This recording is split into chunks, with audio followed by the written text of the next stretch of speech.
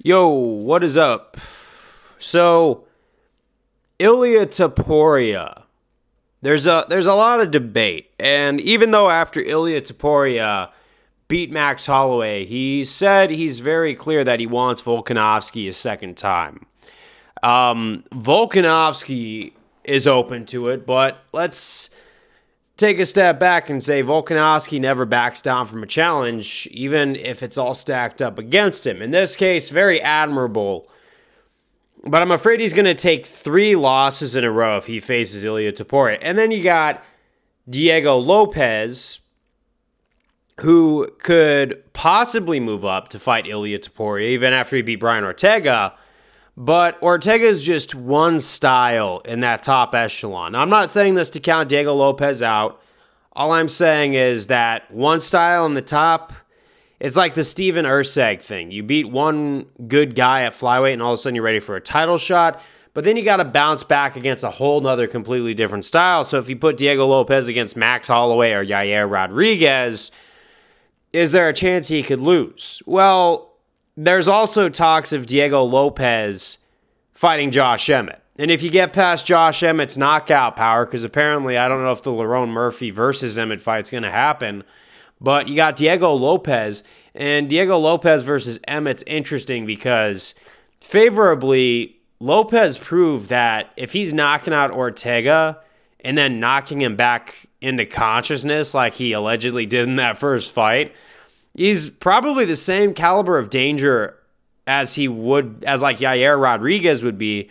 And you go back and you watch Emmett versus Rodriguez, even though Lopez definitely has better ground game than Rodriguez.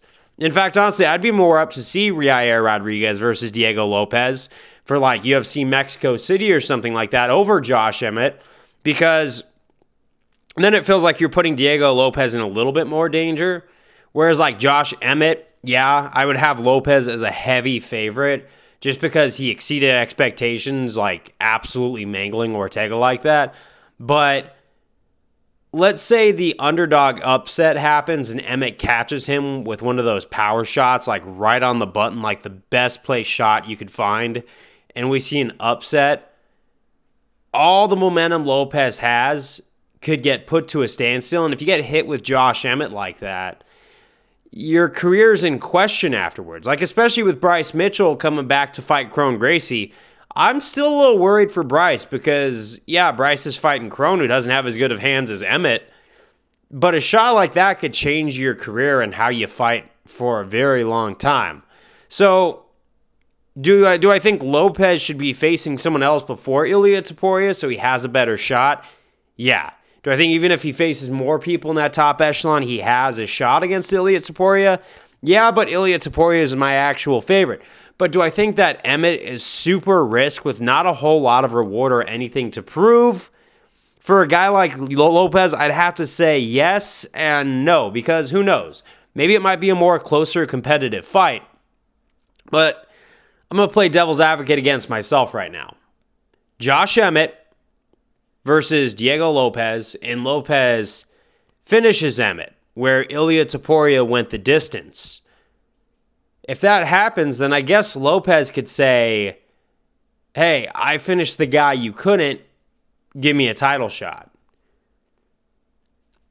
But he's kind of forced to have to pick an Ilia Topuria title shot soon, because once Ilia blows through Volkanovski a second time, who's left? Movsar, maybe. But Movsar and Sterling have to get their unfinished business. Or if you really wanted to get crazy, Diego Lopez versus Aljamain Sterling would be a good fight. Lot to prove there. I know a lot of people don't want to hear this, but Sterling is still a gamed opponent for 145 right now. I think he's settling into the division really nice, even though we've only seen one fight. He put on a clinic against Calvin Kattar, and I'm curious to see how he does against Movsar. But the winner of Movsar versus Sterling could definitely be up for an Ilia Topuria title shot too. So, we'll see. But Ilia's got a lot to go for, and yeah, he's probably going to go with Volkanovski and then maybe Diego Lopez next.